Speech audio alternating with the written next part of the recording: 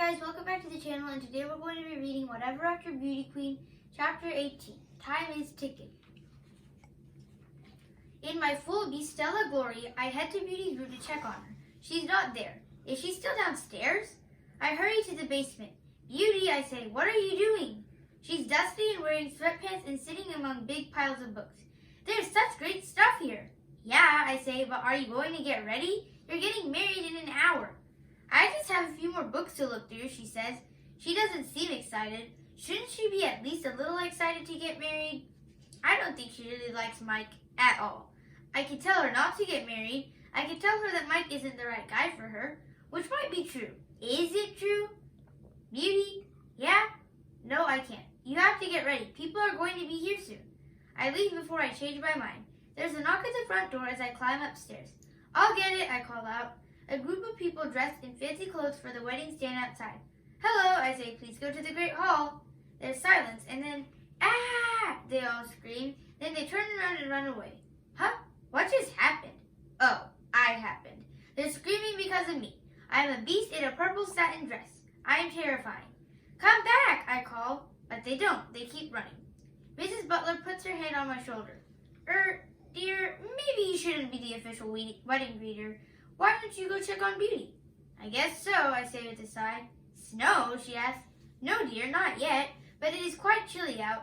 I hurry to the basement and find Beauty still in sweatpants, still reading. Beauty, the wedding is going to start any minute. You have to get ready. Oh my gosh, she says, jumping up.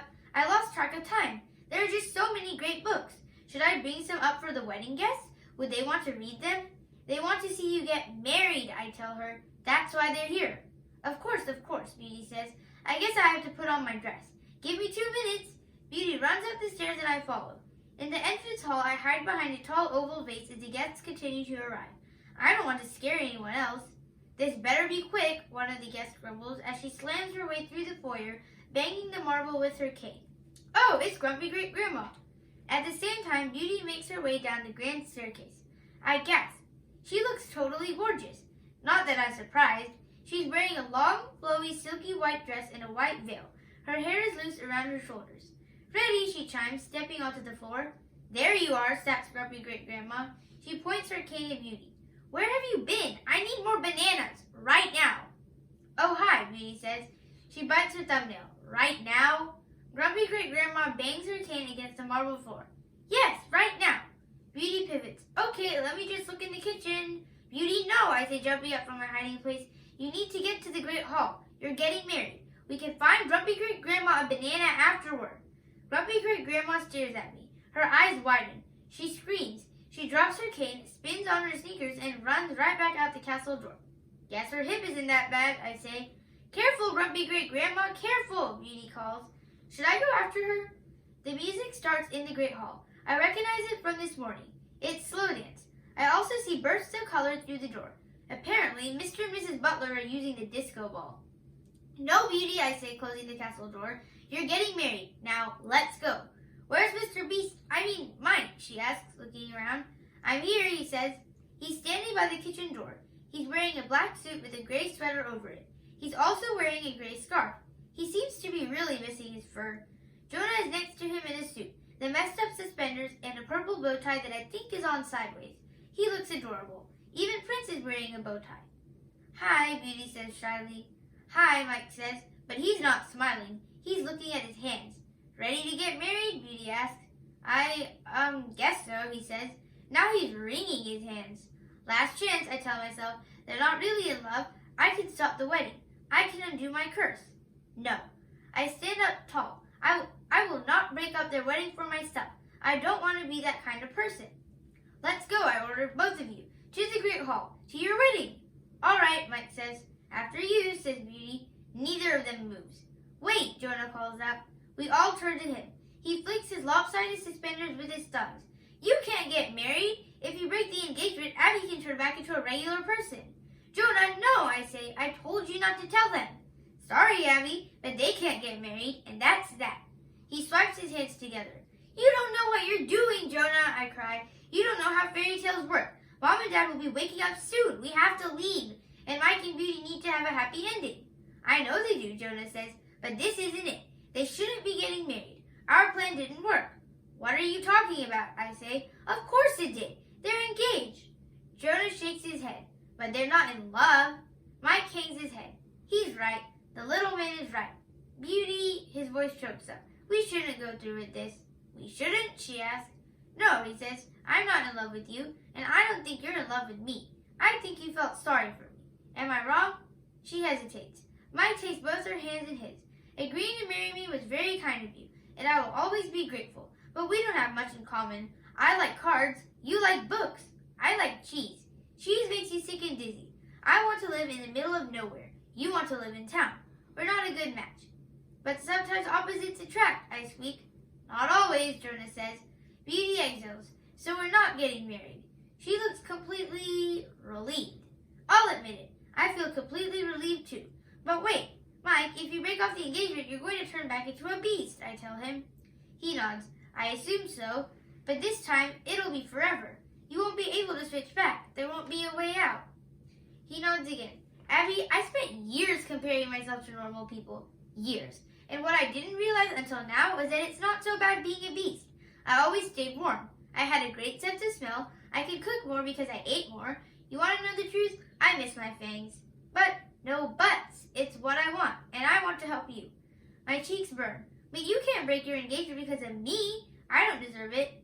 It's not just because of you. I really do miss being a beast.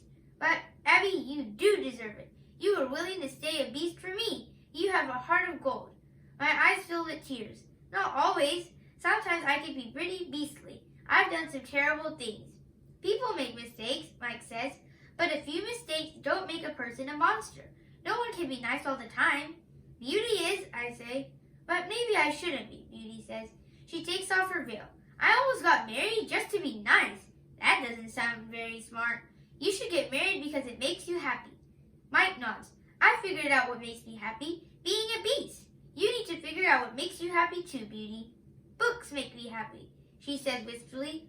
Oh, maybe you should become a librarian or a bookseller, I exclaimed. You're really good at recommending books. You are welcome to take all the books in the basement, Mike says. Beauty's eyes shine, but then she shakes her head. I can't be a librarian, she says.